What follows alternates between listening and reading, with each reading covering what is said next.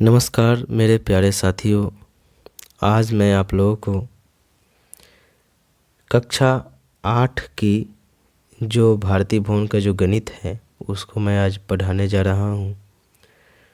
आप लोगों से आशा और विश्वास है कि आप हमारे इस वीडियो को ज़्यादा से ज़्यादा अपने दोस्तों के साथ, यारों के साथ शेयर करेंगे और चैनल को सब्सक्राइब करेंगे। चलिए शुरू करते हैं। यहाँ हम देख रहे हैं कक्षा 8 है, भारतीय भवन। महत्वपूर्ण फार्मूला है। इस चैप्टर को बनाने से पहले उसकी जो बेसिक फार्मूला है उस फार्मूला के बारे में हम थोड़ा सा आप लोगों को जानकारी देने की कोशिश कर रहा हूँ। उसके बाद हम फार्मूला के बाद आप लोगों को क्वेश्चन यानी प्रश्नावली में ले चलूँगा। ठीक है, चलिए। सबसे पहला आता है थ्योरी कि परिमेय संख्या किसे कहते हैं, रेशनल नंबर्स। हम जानते हैं वैसी सभी संख्याएं जिसे हम p/q के रूप में लिखा जा सके उसे हम परिमेय संख्या कहते हैं। जहां p और q क्या है, कोई पूर्णांक है, जहां q 0 के बराबर नहीं होगा।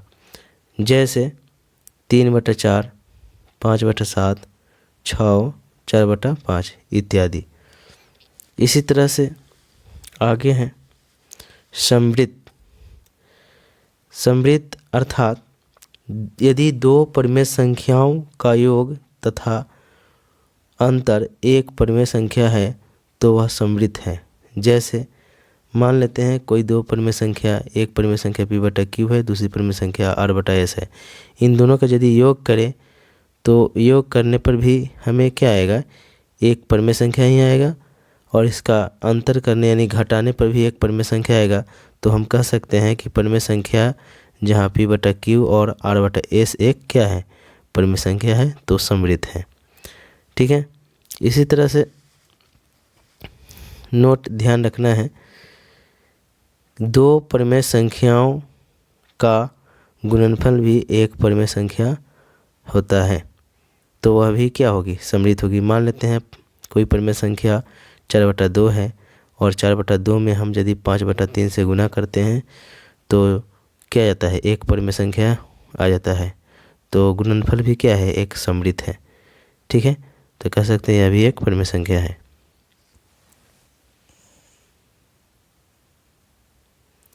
इस अध्याय का अगला थ्योरी आता है क्रम विनिमय का नियम, कम्यूटेटिव लॉ। हम जानते हैं यदि हम कोई दो परिमेय संख्या p/q तथा r/s ले तो क्रम विनिमय नियम के अनुसार क्या हो सकता है। तो क्रम विनिमय के नियम के अनुसार जैसे मान लेते हैं कोई परिमेय संख्या p/q है और कोई परिमेय संख्या r/s है। तो यदि हम p/q में r/s परिमेय संख्या जोड़ते हैं तो इसके नाम से ही पता चलता है क्रम का विनिमय, यानी इसका क्रम बदल जाएगा। यानी p/q पहले है और r/s बाद में है, तो जो पहले है वो बाद में चल जाएगा और जो बाद में है वो पहले आ जाएगा। जैसे पहले p/q है तो इसका क्रम बदल के लास्ट में p/q आ जाएगा, और यहाँ लास्ट में r/s था तो r/s पहले आ जाएगा। इसके क्रम में बदलाव हो सकता है, लेकिन इसके क्रम बदलने पर इसका जो योग होगा वह बदलाव नहीं होगा, क्योंकि क्रम को बदलने से उसका मान नहीं बदलेगा, मान सेम रहेगा। योग के लिए क्रम विनिमय नियम यह जो था योग के लिए था, लेकिन हम गुणन के लिए क्रम विनिमय नियम भी लगाते हैं। जैसे वही उदाहरण लेते हैं, p/q में कोई परिमेय संख्या r/s से गुना करते हैं तो इसका क्रम बदल जाता है, यानी क्रम विनिमय नियम, यानी r/s पहले बाद में था तो r/s पहले आ जाता है, और p/q पहले था तो p/q बाद में आता है। तो यह जो हमारा नियम हुआ गुणन के लिए क्रम विनिमय का नियम हुआ। आगे आता है सहचार्यता के नियम, एसोसिएटिव लॉ। यदि हम कोई तीन परिमेय संख्याएं ले, पहला परिमेय संख्या p/q ले दूसरा परिमेय संख्या r बटा s ले तथा तीसरा परिमेय संख्या a बटा b ले, तो सहचरता के अनुसार क्या होगा, p बटा q प्लस r बटा s ब्रैकेट के अंदर प्लस a बटा b, यह बराबर होगा, देखिए यहाँ r बटा s और a बटा b एक साथ है तो बराबर में क्या आ जाएगा, p बटा q और r बटा s एक साथ हो जाएगा और a बटा b बाहर हो जाएगा। तो यह जो नियम है यह हमारा नियम सहचरता का नियम है। चलिए आगे हम थ्योरी देखते हैं।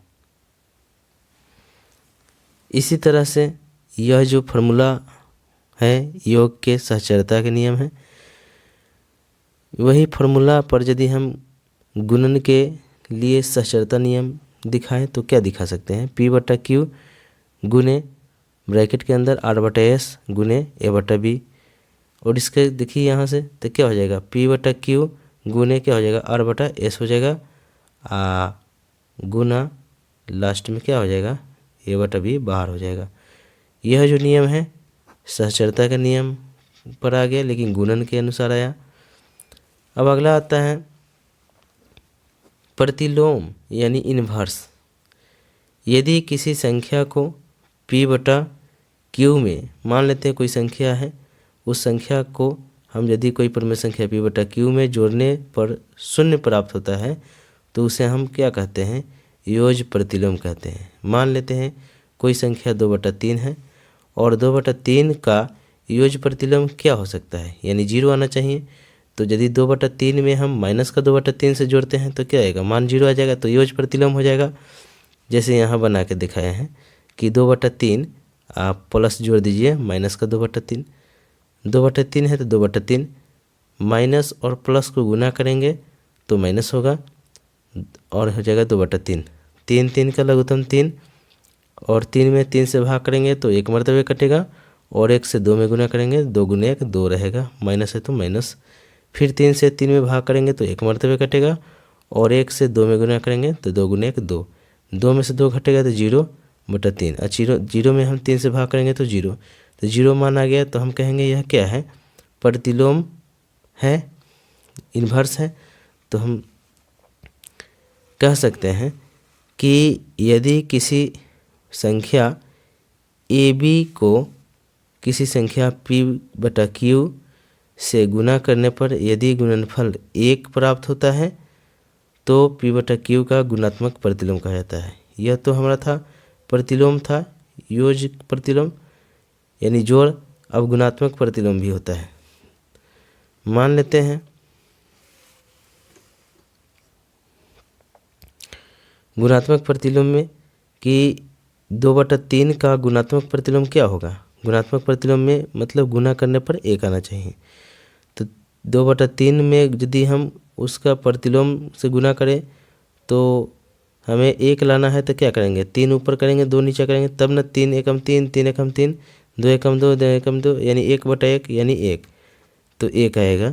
यह जो थ्योरी है यह प्रतिलोम के गुणनफल पर आती है।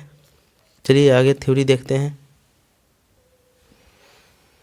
यहाँ अगला थ्योरी आता है योज तत्समक आइडेंटिटी, एडिटिव आइडेंटिटी।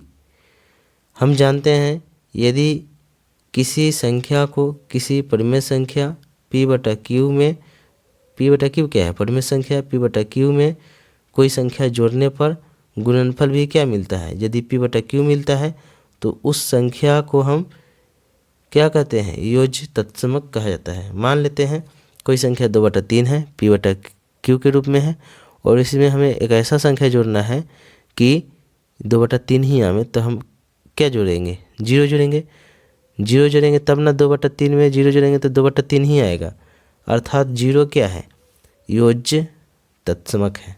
ठीक है। इसी तरह से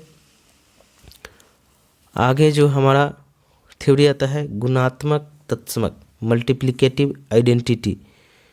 इसमें जो नियम है, यदि हम किसी संख्या को दूसरी परिमेय संख्या p बटा q में गुना किया जाए तो गुणनफल वही प्राप्त होता है p बटा q, तो संख्या को हम गुणात्मक तत्समक कहते हैं।